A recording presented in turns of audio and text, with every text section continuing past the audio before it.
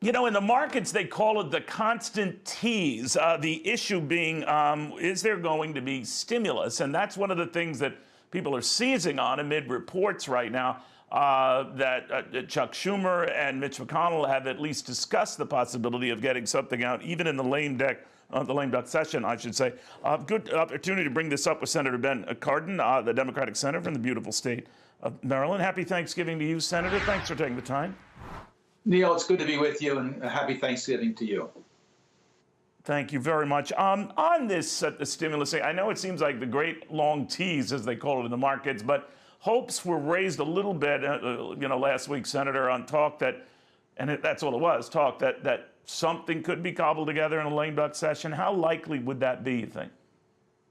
Neil, it's desperate right now. Small businesses will not survive until next year if we don't get some additional help. The unemployment benefits will end, some at the end of this year, some have already ended.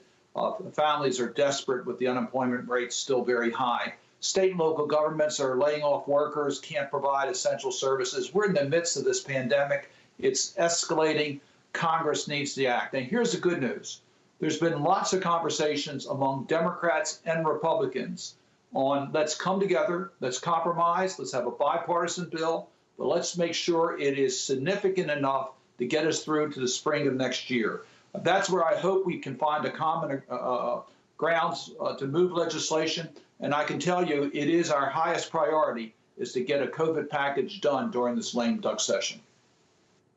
You know, while I have you, Senator, one of your colleagues, Bernie Sanders, I think you know him, is all but advertising for the job of Labor Secretary. No indications yet whether Joe Biden would be interested in him for that position, if any position. But what do you think of that? Well, you know, we have a deep bench of people who are qualified to serve in the Biden cabinet.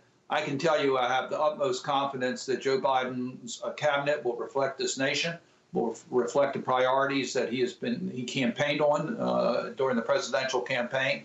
So I'm not going to get ahead of the president-elect. I'll let him make his judgments to make sure he has a balanced cabinet. But I have confidence that he will consider all qualified nominees. That's a very diplomatic answer, Senator. Yeah. I expect no less. So let me ask you about this then. That the progressives in your party, what you might call the ones who they argue got Joe Biden elected, that's their argument, that they owe him, that he owes them. Do you think he owes this part of your party seats in a cabinet and even more?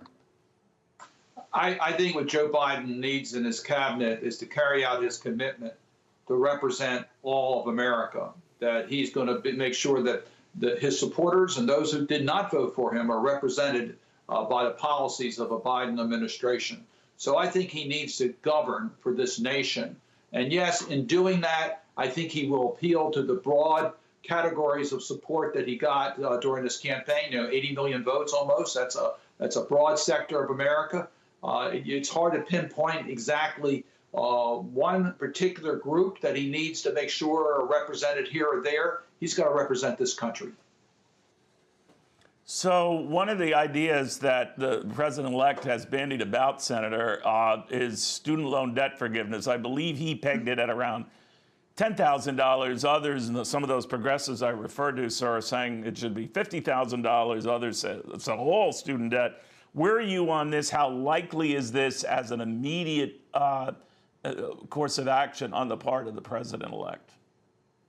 Neil, before COVID-19, this was a very important issue we had to deal with. It's the second largest amount of debt held by Americans next to credit cards. It's entirely too expensive to be able to attend college today. As a result, families have large amounts of student debt. We need to provide relief before COVID-19. Now, with COVID-19, there's so many defaults that are out there. We have to figure out a way to ease the burden on American families. So, yes, we have to deal with the realities of the amount of debt that's outstanding now, but also have a program moving forward to make college education more affordable. You should be able to send your child to college without going into debt, and we need a program that accomplishes that. So I hope we'll have a dual program here, one to deal with the outstanding debt, but also one to deal with the cost of college. moving forward. And yes, I think this is an urgent issue and it should be part of the early part of the Biden administration. All right, we'll see what happens. Senator Ben Cardin, have a safe Thanksgiving. In the meantime, be well. Very nice of you to come in on a Saturday. We appreciate that.